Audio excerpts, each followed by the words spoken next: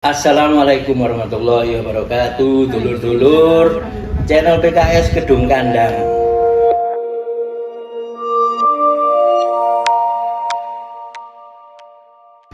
Jumpa lagi dengan Nanang Afandi. Sekarang saya kedatangan seorang wanita istimewa, salah satu wanita yang paling energik di PKS Gedung Kandang, aktivis dakwah dan sekaligus ibu rumah tangga yang insya Allah mencalonkan diri sebagai calon wakil rakyat pilihan kita. Selamat datang Ibu Citra Yuwarika. Assalamualaikum warahmatullahi wabarakatuh, Ibu. Selamat datang di channel PKS Gedung Kandang. Gimana kabarnya, Bu? Sehat? Alhamdulillah baik. Aktivitasnya sehari-hari lancar? Tadi pagi ngurusin ini persiapan besok baksos di Bumiayu RW 2. Wow, itu baksos di mana? Apa itu, Bu, bentuknya? Saya tandem dengan Dokter Gamal, sosialisasi kita, program kita, sama diakhiri dengan sembako murah. Oke, Bu, sebelum lebih jauh kita melangkah ke pencalekan ya, kita ingin tahu, teman-teman dulur-dulur PKS Gedung Kandang ingin tahu lebih dalam ini tentang siapa ini Bu Citra, terus sudah berapa lama di PKS, boleh diceritakan Bu apa latar belakang pendidikan, terus aktivis perjalanan dalam apa kepolitikan itu loh. Gimana Bu? Nggih. Asalnya dulu Bu, mungkin aslinya mana? Asli Arema Pak. Oh, Arema ya? Arema Tulen. Oh, Arema Tulen. Banyak yang nggak percaya Arema Tulen. SD saya di Lesong Gro 3, SMP-nya SMP 8, SMA-nya SMA 2, kuliahnya dulu masih Polinema, dulu kan Poltek Brawijaya, jurusan teknik kimia seperti itu. Jauh ya, enggak ada hubungannya dengan politik, kirain visi Bapak. Oh enggak, yang belum. Kesehariannya aktivitas apa Bu di sekitar rumah? Saya ibu rumah tangga biasa, cuma yang biasa konsen dengan kegiatan sosial gitu kan. Dari sejak nyemplung di dakwah di Tangerang gitu ya, saya nyemplung kenal dakwah itu di tempat saya kerja dulu di PT KMK di Tangerang itu ya, akhirnya berkecimpung di dunia dakwah seperti itu sampai sekarang. Jadi selalu berkegiatan sosial. Kegiatan sosial saya untuk saat ini seringnya dulu diawali sedekah Jumat 2020 ya. Sekarang sudah agak mulai ini karena fokus dengan pencalekan ya. Kemudian juga punya program Citra Mengajar ya. Citra Mengajar itu di 2021 memang kebutuhan ya, selain bimbel gratis sama taman bacaan seperti itu. Luar biasa, bimbel gratis ya Bu ya? Iya. Sudah berapa Bu yang ikut muridnya gitu? Dulu waktu pas pandemik sih lumayan Mbak ya, kan saya langsung anak SD SMP gitu ya. SD itu sekitar antara 15-an anak ya, SMP 10-12 gitu. Lumayan bagus juga ya. Itu satu RW, satu RT gitu, karena memang ada relawan saya di situ, lihat anak-anak yang terediktik dengan gadget ya. Oh ya. Makanya bagus diminta juga. Karena memang saya latar belakangnya dulu pernah sebelum pindah ke Malang, kan saya pindah ke Malang 2016 ya Pak ya. Asli Arema, cuma ke Tangerang di 2002. Makanya ada yang bilang kok Jawa nilang. Anak-anak aja bilang Jawa nilang. Berarti kembali ke kampung halaman ceritanya Bu. Iya. Sekarang masuk ke pencalekan Bu. Sebagai salah satu dari 4 wanita caleg PKS nggih Bu. Alasan apa Bu Citra yang membuat Ibu kok aku tak masuk nyalek? Apa alasannya dan motivasi serta tujuannya apa? Motivasi ya, sebenarnya kenapa kita mau ya karena dasar saya tuh dilihat, saya lihat itu kenapa sih di Malang itu gaji tidak sesuai UMR, itu yang saya itu kan. Oh ya. Banyak anak gadis, rata-rata di Malang itu kan antara anak perempuan sama anak laki-laki kan banyak kan anak laki-laki ya, saya lihat data statistik itu. Tapi mereka kan untuk merantau itu kan kurang ya, akhirnya kerja di lingkungan Kota Malang. Dan saya lihat karena saya pengalaman kerja di merantau di Tangerang, UMR di Malang itu dari awal saya dulu pertama lulus dari Poltek itu kok segitu-gitu, rata-rata di bawah UMR. Sedangkan kayak saya dulu mengharapkan setelah lulus kuliah itu di atas UMR minimal seperti itu, apalagi kuliah gini ya, tapi rata-rata diminta UMR. Nah ini yang concern saya, kenapa sih Malang tidak bisa sesuai UMR gitu kan. Kemudian kenapa sih di Malang itu jam kerjanya, jam lemburnya itu jam mati gitu kan. Banyak yang keluhan-keluhan. Kalau saya cerita tentang pengalaman saya kerja di pabrik sepatu Nike itu, wah itu pabriknya kan gini ya, beda gitu kan. Padahal itu hak kita gitu kan. Hak-hak karyawan yang dasar itu di Malang itu diabaikan. Istilahnya kalau perempuan atau suami gitu kan pengen lembur atau pengen THR itu kan dihargain ya sebenarnya, supaya apa, loyalitasnya ini. Banyak yang saya dengar yang curhat gitu, boro-boro mbak, apalagi yang waktu pandemi ya udah putus-putus kerja, apalagi dengan Omnibus Law yang kemarin itu, wah luar biasa gitu. Kita biasa segini langsung dihancurkan kayak gitu, terus harus kontrak, kalau sakit itu langsung diputus kerja lah. Itu yang concern saya, kenapa saya mau dicalonkan seperti itu. Dan istilahnya saya lihat di Malang ini kenapa sih masalah air itu nggak beres-beres gitu kan. Karena pengalaman saya, kebetulan saya di pabrik sepatu Nike dengan karyawan 16.000, saya ngurusin air minum, air MCK, air minum itu istilahnya dengan 16.000 karyawan, dengan istilahnya untuk pabrik untuk berjalan juga itu kan. Kenapa sih nggak berjalan seperti itu? Sistem pipingnya gimana, water treatmentnya gimana? Terus terang ada yang kayak cerita yang kemarin di Wonokoyo itu mah jadi gemes gitu kan.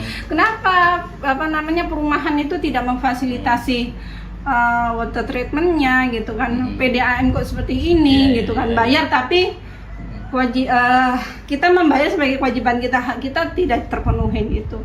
Ya kan namanya ibu udah capek, masa sih ngasuhin air ya.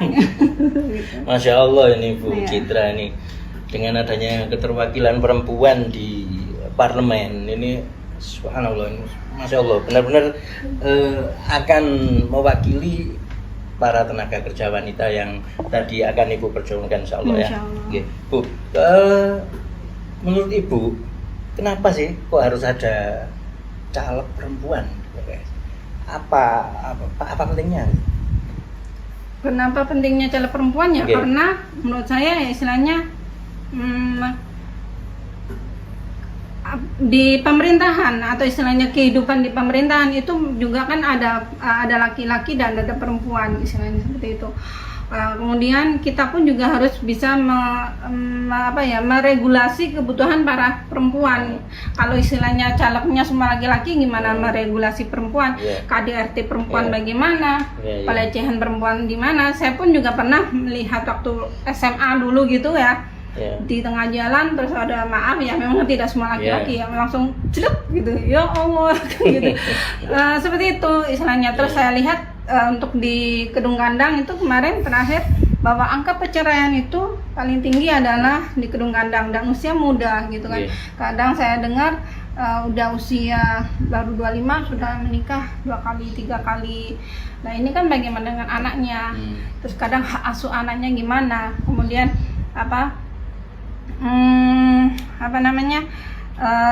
hak waris, kemudian akte seperti itu kan. Kadang kan sekarang boleh akte atas nama ibu ya, kalau seperti itu, akte atas nama ibu bukan atas nama bintinya itu ayah. Ini kan istilahnya perlu kita regulasi, perlu kita hak-hak untuk anak perempuan itu bagaimana, apalagi di Islam gitu kan.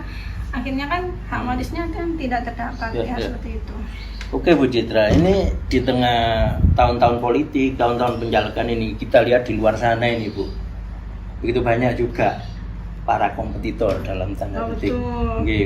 Begitu banyak juga caleg-caleg wanita di luar sana, Betul. yang mereka semua juga berbaju Bu. Nggih. Nggih. Nah, ini Bu Citra sebagai salah satu caleg andalan PKS ini, energik ini tentunya, aktivitasnya tiap hari sudah dikenal banyak ini oleh masyarakat. Nggih. Nah, kira-kira apa ini yang membuat Bu Citra ini berbeda sehingga bisa memenangkan ini kompetisi dengan yang banyak di luar sana yang saya Iya. sebutkan tadi Bu? Apa ini unggulannya, program unggulannya Bu Citra yang kira-kira wah aku gini aja deh, gimana? Oh ini ya, saya ini pengalaman pertama ya. Nggih. Pengalaman pertama berkompetisi, semua itu kita dilahirkan untuk berkompetisi gitu kan. Saya sih untuk pribadi mendekatin para konstituen dengan hati gitu kan. Jadi konstituen saya itu bukan yang kenal sebulan 2 bulan. Jadi ibaratnya saya tinggal metik gitu aja, Yeah, tinggal metik karena konstituen saya itu dari 2018 Oh, okay. Yeah. saya rawat dengan program yang saya sebutkan tadi, sedekah Jumat, Yeah, jarimatika, citra mengajar, silaturahmi saya, apalagi dengan sekarang sembako murah dengan tandem saya Dokter Gamal seperti itu. Jadi mereka tidak mengenal tidak hanya kenal caleg seperti saya itu hanya 5 tahun sekali, tapi sudah mengenal saya istilahnya. Bu Citra mana, rumahnya mana tahu gitu kan. Sampai maaf ada kata dari lewat saya, oh sampai jadi orang lali tak jalan dengklek ya gitu ya. Gitu. Ya itu orang-orang kampung ya, tapi memang itu maksudnya banyak istilahnya kan kenyataannya adalah banyak caleg-caleg perempuan sudah jadi lupa dengan konstituennya seperti itu ya istilahnya. Konstituen saya itu tidak akan merasa ditinggal karena tahu rumah saya di mana, kebiasaan saya di mana. Jadi istilahnya insya Allah ya memang konstituen saya pemilu yang murni istilahnya. Nah, istilahnya dari mulut ke mulut juga tahu kayak tadi sebelum sini datang gitu nanya Mas Fadri malam, oh Bu Citra ya, wah nih saya lupa wajahnya tuh di situ. Terus saya juga cerita sudah bikin acara di RW 5 seperti di RT 5 RW 4 RT 5 kemarin di rumahnya Pak Alfa. Jadi istilahnya tinggal metik dan mereka percaya gitu kan. Ya urusan jadi atau tidak ini sudah takdir kepada Allah. Saya berusaha maksimal aja seperti itu. Luar biasa ini Bu Citra ya. Berarti Bu Citra ini bukan caleg yang ujuk-ujuk langsung muncul gitu, tapi sudah melakukan semacam aktivitas di masyarakat yang sudah terbiasa gitu ya. Melayani masyarakat, sharing dengan masyarakat, memberikan sesuatu yang bermanfaat, Jumat berkah dan lain-lain. Wah itu luar biasa dan itu memang ciri-cirinya PKS. Melayani rakyat. Dan alhamdulillah tapi itu. Tapi jangan ya banyak yang bilang alhamdulillah PKS habis itu ini mari ditinggalkan cuma 5 tahun maaf kalau saya enggak bisa begitu. Ya istilahnya saya pun di awal sudah ini kalau Anda meninggalkan saya ya maaf saya akan merawat yang benar-benar ini saya. Dan di awal dari yang itu pun juga konstituen saya seperti itu. Ya saya bukan yang 5 tahunan, Anda butuh apa saya bantu saya maksimal ya gitu. Tapi kalau Anda istilahnya menikung sebentar aja kan ya itu kan bukan apa-apa ya, efeknya tuh 5 tahun lagi. Nanti efeknya yang dirasa mereka bagaimana program-program seperti BPJS, pendidikan seperti itu kan. Nah, akhirnya kan mereka kan akan balik lagi ke kita seperti itu. Oke, dari interaksi Bu Citra yang cukup intens dengan masyarakat di Kedung Gandang ini Bu. Nah, kita ingin tahu ini, kan Ibu sudah begitu intensnya berinteraksi dengan masyarakat dengan pelayanan dan macam-macam nggih. Nah, tentunya Bu Citra ini tahu sekarang ini fokus apa yang akan dikerjakan Ibu seandainya qadarullah Bu Citra nanti jadi wakil rakyat di Kedung Gandang. Kira-kira fokus apa yang akan dikerjakan untuk Kedung Gandang ya?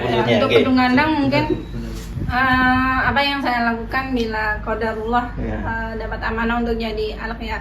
Pertama pasti saya bilang innalillahi wa inna ilaihi raji'un. Itu sebuah amanah dan saya akan sujud syukur, bukan sujud syukur yang senang tapi sujud syukur sedih, amanah yang akan pertanyakan walaupun 5 tahun nanti di akhirat nanti itu adalah sebuah beban dan amanah ya. Yang saya akan lakukan adalah saya berusaha maksimal. Pertama adalah untuk masyarakat Madiopuro yang saya lihat itu SMP. Saya akan berusaha SMP karena kenapa?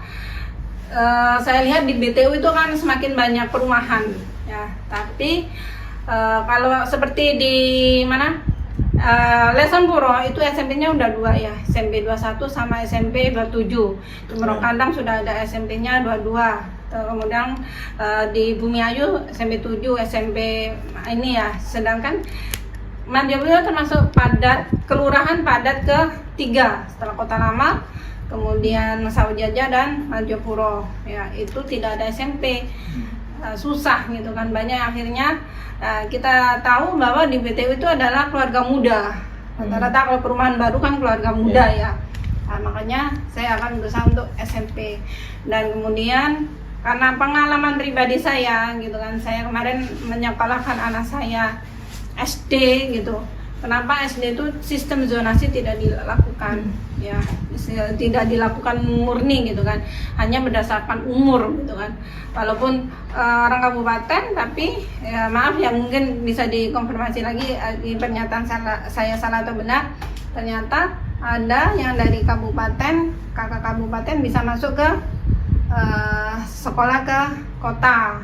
Tapi karena umur bisa, sedangkan saya jaraknya 350 meter, bahkan ada yang di belakangnya SD Madiopuro 2 itu tidak diterima karena memang usianya belum nyampe 7 tahun. Tapi kan kalau dihitung mau kos biaya istilahnya antar jemput, keselamatan dari anak itu kan resiko tinggi juga seperti itu. Kalau zaman dulu oke deh, kita jalan nggak masalah. Sekarang kan jalanan begitu ramai. Saya dulu SMP naik sepeda, SMA naik sepeda, berani gitu kan. Sekarang boro-boro ya kan, seperti itu. Istilahnya adat lah seperti itu, jalanan di Ranograti itu. SMP yang sempat jualan di Madiopuro, kemudian air di Kedung Gandeng itu kacau ya istilahnya. Karena berdasarkan pengalaman saya pengen piping sistem pemipaan itu jelas. Terus kemudian kalau ada perumahan baru itu paling tidak harus menyediakan tandon air. Jangan sampai ibu-ibu itu harus ngangsu air, nunggu air, wasting time itu kan harus dinilai itu kan, pengorbanan untuk menunggu bisa dibuat waktu untuk produktivitas yang lebih menghasilkan uang. Tapi kan nunggu air, udah capek kerja ternyata air nggak ada, itu kan seperti itu. Yang masalah selalu adalah air untuk Kedung Gandeng seperti itu. Dan istilahnya kalau BPJS kesehatan, alhamdulillah saya lihat itu udah bagus ya. Tinggal diteruskan aja, ditingkatkan aja, dan ditingkatkan untuk yang keberpihakan pada orang yang tidak mampu atau prasejahtera, atau buat orang-orang yang pekerjaan informal yang dapat gajinya itu di bawah UMR. Kan kita tahu Malang itu rata-rata gaji itu cuma 1.400.000, misalnya setengah dari UMR ya. UMR untuk 2024 Kota Malang adalah 3.330.000 itu. Tapi kenyataannya rata-rata sudah 200 kasihan ya. Ngontrak di Malang itu juga cukup mahal seperti itu.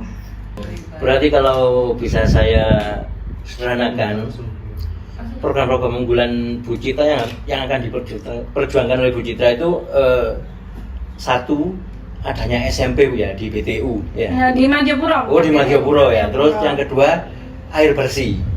Ya, untuk yang di wilayah contohnya di Wonokoyo, Jaminangun, baru kan istilahnya tanjakan ya seperti itu. Terus yang ketiga, memperjuangkan gaji ya, UMR dari tenaga kerja di Kota Malang.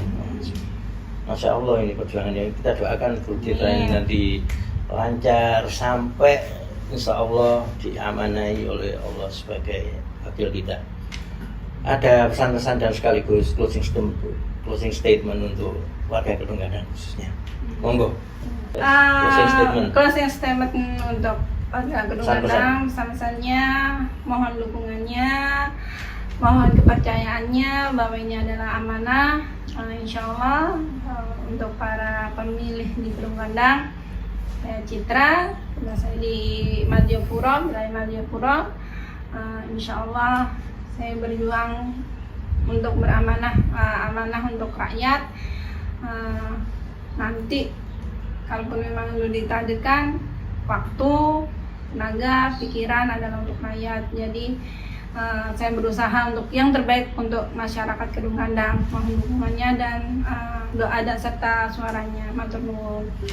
Terima kasih Ibu Citra. Dulur-dulur, itu tadi paparan dari salah satu calon legislatif dari PKS, salah satu caleg wanita kita dari 4. Bu Citra nomor urut 6, lupa ya Kak. jangan lupa nomor urut 6. Iya, jangan lupa Ibu Citra Yuwarga. Iya, 86. Oke, 86 ya Bu ya. 8-nya PKS, 6-nya nomor urutnya Bu Citra ya, dulur-dulur. Terima kasih atas rawuhipun Bu Citra. Iya, Terima sama-sama. kasih dan saya doakan Ibu Citra sehat, semoga dirahmati Allah dan jadi alak insya Allah. Amin, amin. Dulur-dulur, sampai di sini dulu perjumpaan kita di podcast Kedung Kandang Asik, channel PKS KDKD Kedung Kandang 3 kursi insya Allah. Amin, mohon Amin. doanya. Assalamualaikum warahmatullahi wabarakatuh. Waalaikumsalam warahmatullahi wabarakatuh.